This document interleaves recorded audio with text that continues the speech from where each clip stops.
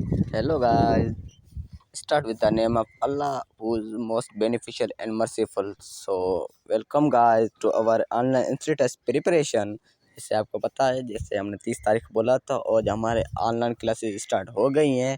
आज से हम 3 डे डेमो क्लासेस हो गए। उसके बाद हमारी जो फुली आगाज़ क्लासेस का फुली आगाज़ किया जाएगा। डेमो क्लासेस ऐसे नहीं है कि मतलब कि कुछ पढ़ाया नहीं, हर चीज़ पहले इस इंट्रोडक्शन है। तो मतलब 3 दिन तो आज तो हमारी क्लास वैसे इंट्रोडक्शन में चली जाएगी और टेस्ट के हवाले से। उसके बाद कल से हम फुल्ली मतलब कि टेस्ट प्रिपरेशन के पर आ जाएंगे। जैसे कि आप सबको पता है कि आज हमारी पहली क्लास है और पहली क्लास में मैं पहले सबसे आपको ये क्लियर करवाना चाहता हूँ कि कितने से एंट्री टेस्ट में क्वेश्चंस होते हैं और कितने टाइम दिया जाता है। तो उसमें जो टोटल एमसीक्यूज होते हैं वो 100 होते हैं, जिसमें 5 पार्ट्स होते हैं और जो टाइम दिया जाता है वो 90 मिनट्स होते हैं और सबका टाइम डिफरेंस होता है। हमारा जो पहला पार्ट है वो है इंग्लिश में 30 एमसीक्यूज होते हैं और जो टाइम दिया जाता है वो 25 मिनट दिए जाते हैं। हाँ, 25 मिनट्स। उसके बाद जो हमारा दूसरा पार्ट्स है वो है जनरल नॉलेज का। जनरल नॉलेज में तकरीबन 20 एमसीक्यूज होते हैं। हाँ, 20 एमसीक्यूज और इसमें जो टाइम दिया जाता है 115 मिनट्स दिए जाते हैं। और हमारा जो तीसरा पार्ट है पार्ट 3 वो है जनरल साइंस का। जी हाँ, जनरल साइंस का। इसमें जो एमसीक्यूज हैं वो 20 होते हैं और इसमें जो टाइम दिया जाता है वो भी 15 मिनट्स ही होते हैं। और इसके बाद जो हमारा चौथा पार्ट आता है पार्ट 4 वो है सिंपल अर्थमेटिक। जी हाँ, अर्थमेटिक तकरीबन मैट्रिक के लेवल तक होती है और इसमें जो एमसीक्यूज होते हैं वो 20 होते हैं और इसमें टाइम भी है वो 20 मिनट से होता है, मतलब कि 1 मिनट में एक क्वेश्चन। इसके बाद जो हमारा लास्ट पार्ट और छोटा भी पार्ट है वो है पार्ट 5 आईक्यू का। इसमें 10 क्वेश्चन होते हैं। जी हाँ, सिर्फ 10। और आईक्यू में 10 क्वेश्चन होते हैं। इसमें जो टाइम दिया जाता है वो 15 मिनट्स का होता है, मतलब कि 15 मिनट्स। हाँ, इसमें भी 15 मिनट्स होते हैं क्योंकि ये इंटेलिजेंट क्वेश्चंस होते हैं। और इसमें आप ये भी सोच रहे हैं से 30 एमसीक्यू किस वजह से कैसे हो सकते हैं, कहाँ से निकलते हैं, हम कैसे तैयारी करें, तो उसको आपको फुल आउटलाइन दी जाएगी इसमें से भी। जी हाँ, इसमें भी फुल आउटलाइन दी जाएगी आपको। और आज ही हम कोशिश करेंगे, आज ही तकरीबन इसकी फुली आउटलाइन आपको समझा दे, लेकिन कोशिश करेंगे, देखते हैं आगे फिर क्या होता है। इसके बाद जो 30 एमसीक्यू होते हैं उसमें एंटोनिम्स भी होते हैं, सिनोनिम्स भी होते हैं, एरर डिटेक्शन भी होती है, एक्टिव वाइज पैसिव वाइज कभी कभार आज पहले तो आता था लेकिन पिछले साल 2019 में जो टेस्ट हुआ है उसमें तो नहीं आया था। उसमें थोड़ा सा उन्होंने पैटर्न थोड़ा चेंज कर दिया। फिल इन द ब्लैंक्स भी होते हैं, पार्ट ऑफ स्पीच में से क्वेश्चन लग सकते हैं या इसी वजह से। और आपको मैं आउटलाइन भी शेयर कर रहा हूँ। तो जैसे हमने सब बताया कि पहले 5 पार्ट्स में हमने जो पेपर है वो डिवाइड कर लिया था। अब उसकी मैं आपको आउटलाइन देने जा रहा हूँ। जो हमारा पहला पार्ट था वो था इंग्लिश, जिसमें 30 एमसीक्यूज थे। उसमें जो टाइम दिया गया था वो 25 मिनट्स थे। तो इसमें से इस तरह के क्वेश्चन या इनों में से क्वेश्चन आते हैं, जैसे में तकरीबन 5 क्वेश्चन एंटोनिम्स सिनोनिम्स के होते हैं। जी हाँ, 5 एंटोनिम्स के और 5 ही सिनोनिम्स के होते हैं क्वेश्चंस। 5-5 कभी कभार तो ये पूरे सिनोनिम्स दे देते हैं 10 ही क्वेश्चन, कभी कभार कुछ कम कर लेते हैं एंटोनिम्स। उसके बाद जो 5 क्वेश्चंस होते हैं वो होते हैं स्पेलिंग के, करेक्ट स्पेलिंग के। जी हाँ, उसमें करेक्ट स्पेलिंग 3 गलत दिए होंगे, 1 सही होंगे, जिसमें से वही चूज़ करनी होती है हमारे को। वो उसमें करेक्ट स्पेलिंग होती है हाँ। उसके बाद जो होता है वो डायरेक्ट और इनडायरेक्ट या फिर जिसको हम नरेशन बोलते हैं, उसके भी 5 क्वेश्चंस होते हैं। जी हाँ, डायरेक्ट और इनडायरेक्ट के 5 क्वेश्चंस होते हैं। उसके बाद जो उसके साथी होते हैं वो होता है एक्टिव वाइज पैसिव वाइज। तकरीबन पहले 4-5 साल पिछले बार तो वो उन्होंने नहीं दिए थे एक्टिव वाइज और पैसिव वाइज भी नहीं दिए थे और नरेशन भी नहीं दी थी उन्होंने काट कर कुछ नया ऐड कर लिया था। लेकिन एक्टिव वाइज पैसिव वाइज के 5-5 सवाल इसके होते हैं, 5 ही नरेशन के होते हैं। जैसे एक्टिव वाइज पैसिव वाइज के भी 5 क्वेश्चन होते हैं। जी हाँ, 5 क्वेश्चन होते हैं। और प्री पोजिशन, उसके बाद जो प्री पोजीशन थी वो प्री पोजीशन तो हर साल होती ही होती है। तकरीबन इसके 4-5 क्वेश्चन कभी कभी कभार तो कम, 3 लेकिन 5 क्वेश्चन तो प्रीपोजिशन तो मस्ट, प्रीपोजिशन तो आती रहती है। जी हाँ, प्रीपोजिशन के आती रहते हैं और 5 क्वेश्चन आते रहते हैं। उसके बाद जो है करेक्ट आंसर, अंडरलाइन वर्ड्स, जैसे basically detection of grammatical mistakes. जी हाँ, वही मैंने पहले भी आपको बोला था, ग्रामेटिकल मिस्टेक्स या फिर एरर डिटेक्शन। इसको एरर डिटेक्शन भी बोलते हैं। एक क्वेश्चन पूरा एक सेंटेंस लिखा होगा, उसमें 3-4 वर्ड्स होंगे, उसके नीचे अंडरलाइन दी होगी और इसमें से एक मिस्टेक्स होती है जो हमारे को वही चूज़ करनी होती है कि कौन सी इसमें मिस्टेक है। उसके बाद जो आता है वो है इनकरेक्ट अंडरलाइन सेगमेंट। इसमें यह होता है कि फिल इन द ब्लैंक्स भी आ जाते हैं कभी कभार। फिल इन द ब्लैंक्स इसमें खाल दिया जाता है जिसमें 4 ऑप्शंस होंगे। उसमें कभी किसी के सेंटेंस कंप्लीट, इसको बोलते हैं सेंटेंस कंप्लीशन, कंप्लीशन बोलते हैं। तो इसमें से यही बोलते हैं कि सेंटेंस कंप्लीट करना होता है हमारे को। उसमें 4 वर्ड्स एमसीक्यू दिए जाते हैं, इसमें भी 4 एमसीक्यू ये। लेकिन कभी कभार आता है, पिछले साल जैसे 2019 में इन्होंने पैटर्न चेंज कर दिया था, इसमें तो एरर डिटेक्शन भी आया था और ये भी आया था, सेंटेंस कंप्लीशन भी आया था। लेकिन जो एक्टिव, पैसिव और नरेशन को इन्होंने नेगलेक्ट कर दिया था इस देखते हैं। लेकिन इस मर्तबा नरेशन और एक्टिव पैसिव के चांसेस भी हैं। उसके बाद जो हमारा दूसरा पार्ट था वो था जनरल नॉलेज का। जैसे आपको पहले भी बताया कि जनरल नॉलेज में 20 एमसीक्यू होते हैं और जो इसमें टाइम दिया जाता है वो होता है 15 मिनट्स का।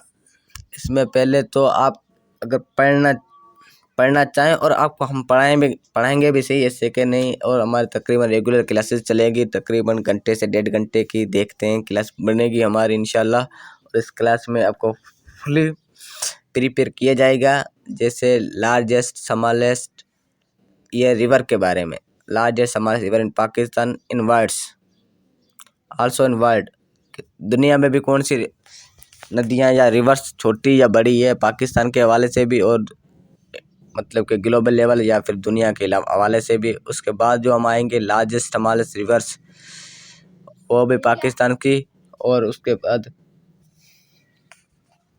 पाकिस्तान की या फिर वर्ल्ड लेवल पे। उसके बाद तकरीबन ये लार्जेस्ट स्मॉलेस्ट टॉलेट्स ये सारा आ जाता है। पाकिस्तान के हवाले से भी आपको पढ़ाएंगे और वर्ल्ड लेवल के बारे में भी पढ़ाएंगे। इसके भी क्वेश्चन तकरीबन 1-2 क्वेश्चन, 2-3 क्वेश्चन होते रहते हैं पूरी जनरल नॉलेज में। उसके बाद करेंसी और कैपिटल दोनों का 1-1 क्वेश्चन होगा। ये तो लाजमी आता है, तकरीबन पूरे पास पेपर, हर साल के पास पेपर्स में ये लगे ही रहते हैं। एक करेंसी का होता है और एक कैपिटल का होता है। उसके बाद जो इवेंट्स एंड सब कॉन्टिनेंट्स हैं, वो मतलब कि कॉन्टिनेंट वैसे जैसे ऑर्गेनाइजेशंस होती हैं उनके हवाले से भी अंदर आ जाता है। उसके बाद ऑफिशियल लैंग्वेज ऑफ कंट्रीज़, इसका भी एक ही एमसीक्यू होता है। जिसे पिछली बार नहीं, तकरीबन 2-3 साल पहले लगा पड़ा था, जैसे कि ईरान की ऑफिशियल लैंग्वेज क्या है। तो ये क्वेश्चन जैसे लगा था, तो इसी वजह से आउटलाइन देनी पड़ेगी आपको। ये भी ऑफिशियल लैंग्वेज भी पढ़ी जाएंगी और कोशिश करें आप भी पढ़ें। उसके बाद है जियोग्राफिकल डायरेक्शन पोजीशन। ये जियोग्राफिकल डायरेक्शन ये चीज़ होती है कि पाकिस्तान मतलब कि नक्शे में कौन से तरफ आता है। जैसे साउथ ईस्ट, वीट साउथ, एक सिटी के हवाले भी आ जाता है। कभी कभार कंट्री का भी पूछ लेते हैं, सिटी का भी पूछ लेते हैं, और एज वेल डिस्ट्रिक्ट का भी कभी कभार पूछ सकते हैं। और ये साउथ ईस्ट वेस्ट, जैसे अभी पिछले साल या उसके पिछले साल भी ये क्वेश्चन लगा था कि कराची है पाकिस्तान के किस तरफ है, मतलब किस डायरेक्शन में आता है। तो ये भी क्वेश्चन लगा पड़ता है। ये तो एक पाकिस्तान की गवर्नमेंट सुबह से सिंध की एक गादी का हंद है, तो उन्होंने पूछ लिया था, क्योंकि टेस्टिंग हो रही है जो सिंध में हो रही है, तो उसी हवाले से कराची का पूछ लिया था इन्होंने। उसके बाद करंट अफेयर, जी हाँ करंट अफेयर में तो जैसे कि अभी जो हालात चल रहे हैं उसके बारे में करंट अफेयर में ये भी कभी कभार ये पूछते हैं कि पाकिस्तान का वज़ीर आज़म कौन है, सदर कौन है, सेनेट कौन है, असेंबली।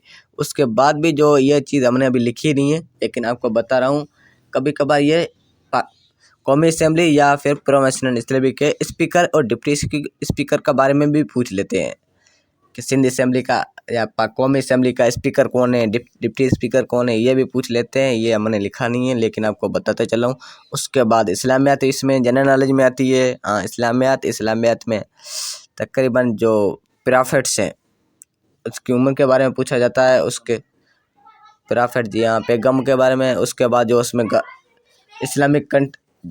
इस्लामिक जंगें हुई जिसे हम गजवा बोलते हैं, गजवा मतलब के जंग, तो जो जंगें आई वो भी उसमें पूछ लेते हैं कि उनमें कितनी आर्मी थी, आर्मी में कितने लोग थे, कितने शहीद हुए थे।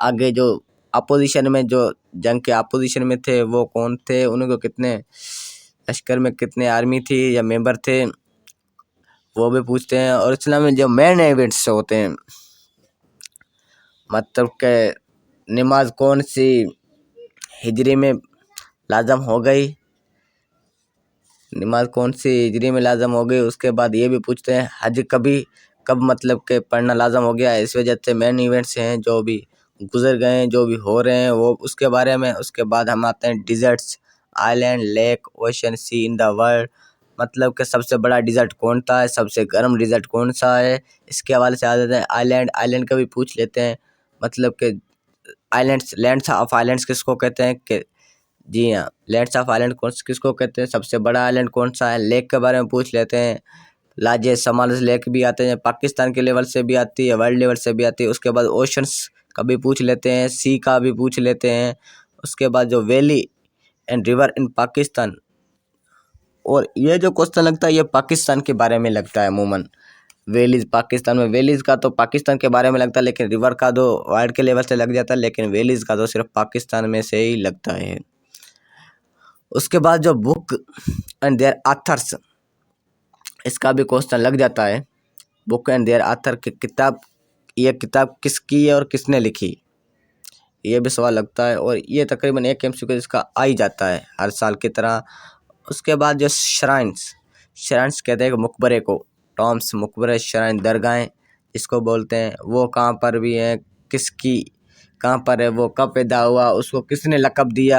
ये लक़ब का मतलब कि जैसे नाम का पूछ लेते हैं कभी कभार, ये लक़ब किसका है, ये नाम किसका है, कभी मतलब के रियल नेम होते हैं वो उसका भी पूछ लेते हैं। वो कभी ये इनके बारे में, बुज़ुर्गों के बारे में पूछ लेते हैं। कभी कभार जो पर्सनालिटी होती हैं जो गुजर गई, जो अभी मौजूदा है, उनको बारे में कभी कभार पूछ लेते हैं। जैसे 2019 में पूछा था कि टीपू सुल्तान का असली नाम क्या है, कभी कभार ऐसे भी पूछ लेते हैं। उसके बाद लैंडलॉक कंट्रीज़, जी हाँ लैंडलॉक कंट्रीज़, उसका भी पूछ लेते हैं।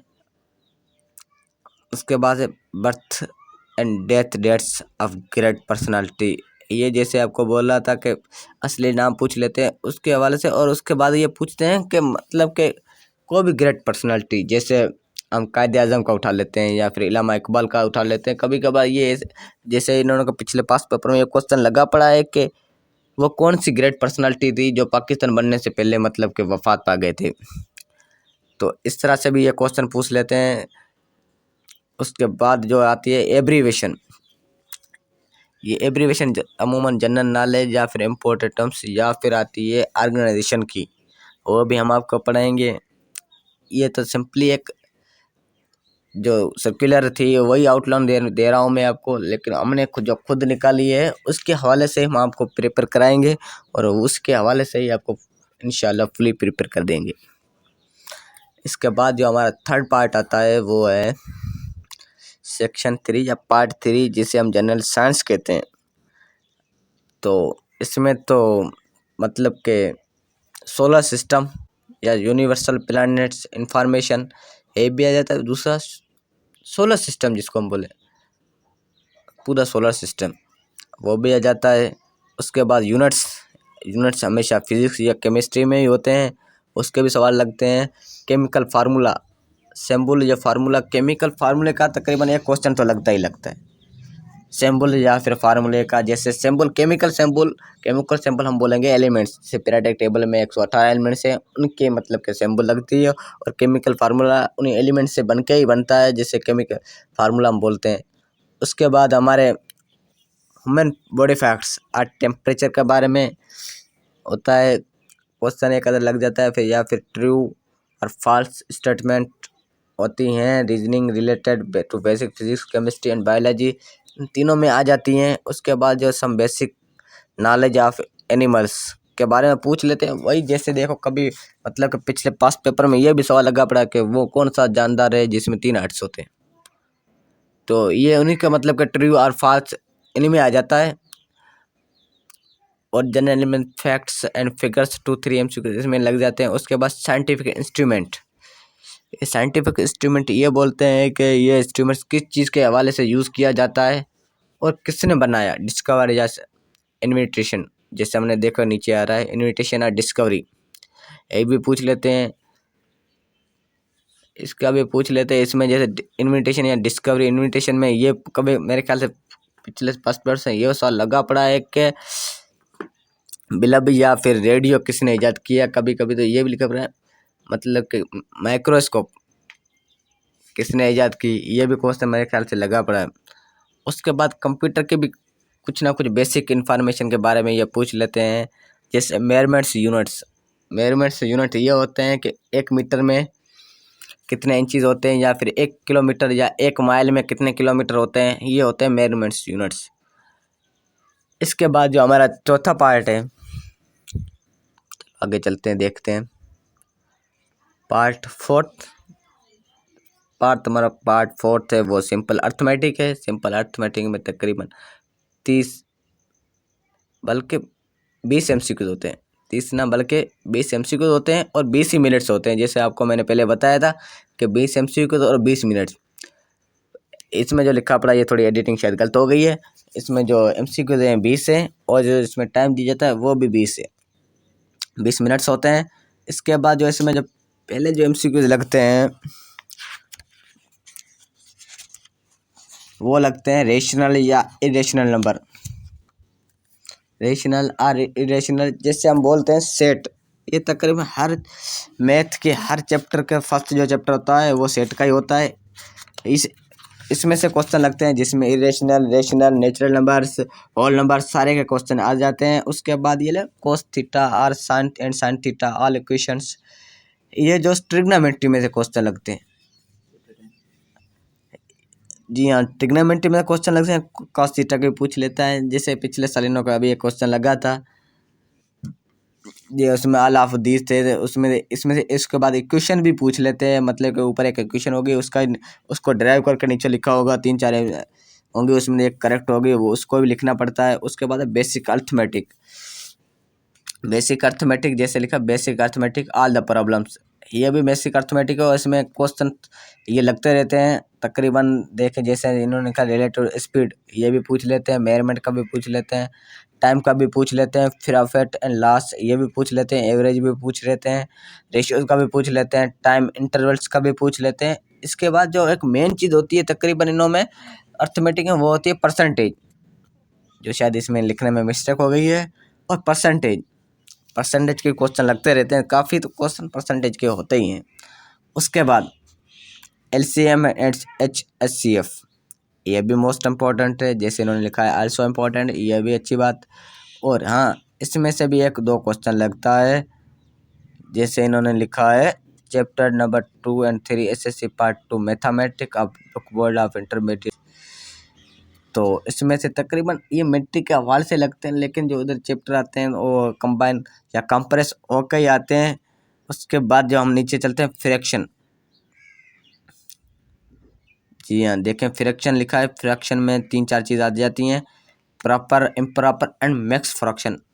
मिक्स्ड फ्रैक्शंस, ये फ्रैक्शंस के पार्ट होते हैं जो नीचे आते हैं। उसके बाद under root and square root, ये भी इसके भी क्वेश्चन लगी जाते हैं। उसके बाद algebraic equations, general points, algebraic equations भी लग जाती हैं। उसके बाद देखो मैंने पहले भी बोला कि परसेंटेज इज़ वेरी इंपॉर्टेंट, तो इसमें भी लग जाता है। उसके बाद law and property of set intersection, ये भी ऊपर जब आपको बोला है सेट का जो होता है चैप्टर वो बहुत इंपॉर्टेंट है। उसके बाद हम union not intersection and union, जैसे is not possible every year, optional, लेकिन इसमें से क्वेश्चन तो नहीं लगते, 1 बार 2 बार लगे, लेकिन ऊपर जो लिखे हुए हैं ये बहुत इंपॉर्टेंट टॉपिक्स हैं, इनको ही पढ़ना हमारा मतलब कि अगर हमें एक अच्छी तैयारी करनी है तो ये टॉपिक्स लाजमी फॉलो करने पड़ेंगे, और इसी के हवाले से हम तैयारी भी करवाएंगे। इसके बाद जो हमारा जो लास्ट पार्ट आता है और आखिरी पार्ट है, आखिरी पार्ट भी छोटा है लेकिन दिमाग घुमाने वाला पार्ट होता है।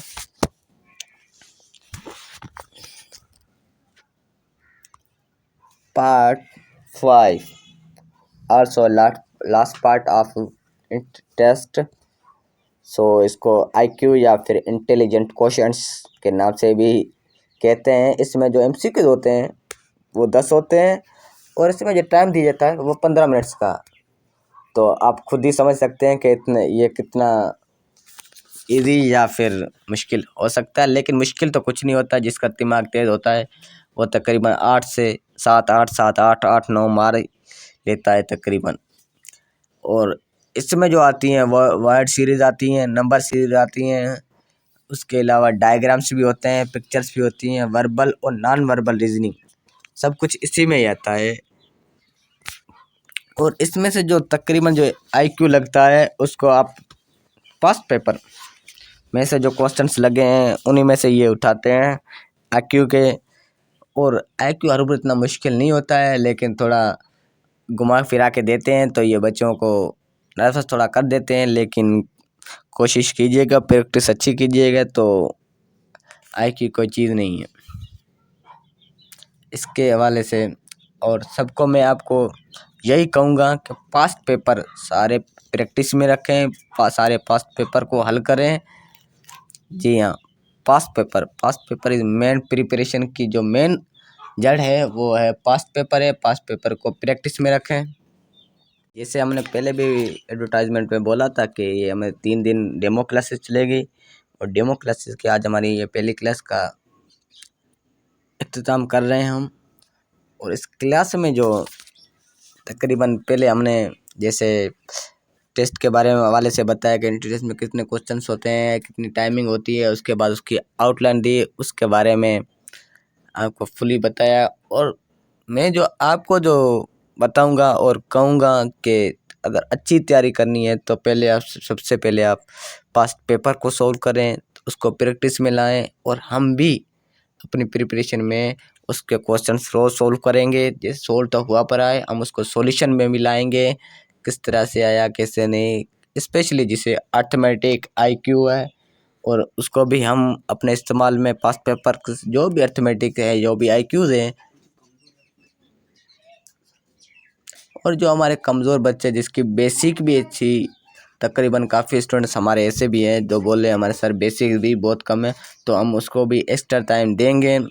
टेंशन नहीं लो गाइस, हम आपको ये भी प्रोवाइड कर देंगे, आपके लिए एक्स्ट्रा क्लास भी हम रख लेंगे, आपकी बेसिक भी इंशाल्लाह हम अच्छी करवा देंगे, ऐसी टेंशन ना लें।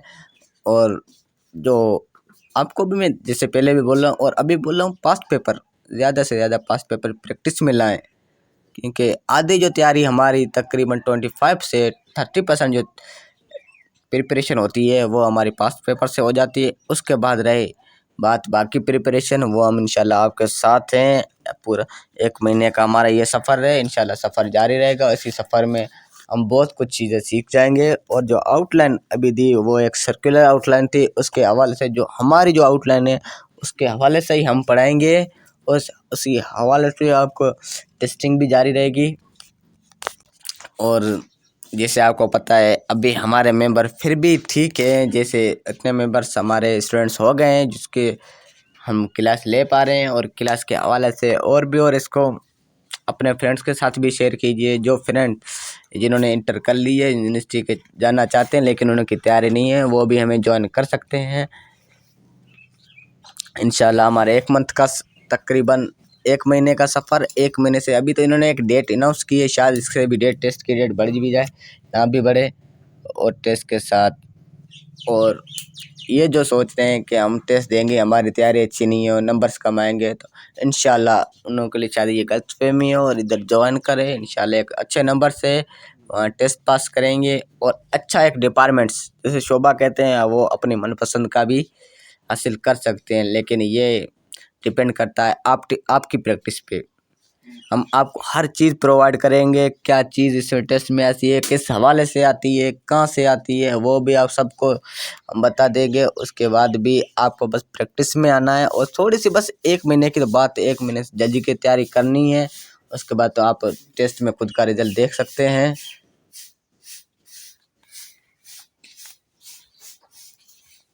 इसके बाद आपको यही 1 महीना पढ़ने का, और ये तकरीबन जो यूनिवर्सिटी की जो तैयारी प्रिपरेशन होती है वो तकरीबन महीने डेढ़ में ही होती है। तो हमारे पास 1 मंथ बचा है, इंशाल्लाह इसमें कोई बात नहीं है, 1 मंथ भी बहुत है प्रिपरेशन के लिए।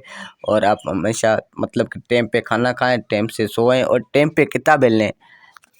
मोबाइल का तकरीबन 1 महीना छोड़ दें, बस मोबाइल जब काम हो तभी इस्तेमाल करें, इससे ज़्यादा हद से ज़्यादा मोबाइल इस्तेमाल नहीं करें। हद से ज़्यादा किताबें पढ़ें, और जो टेस्ट की तैयारी करवा रहे हैं नोट्स वगैरह हैं उसको ही फॉलो करें, पास्ट पेपर को भी फॉलो करें, उसी हवाले से ही आपको। और उसके बाद जो आपको मटेरियल, अगर कोई भी किसी चीज़ की ज़रूरत हो तो आप मुझसे कॉन्टेक्ट कर सकते हैं, आपको हर चीज़ का मटेरियल प्रोवाइड किया जाएगा। ये क्लास इधर ही ख़त्म होती है। अल्लाह हाफिज़, अपना ख्याल रखिएगा।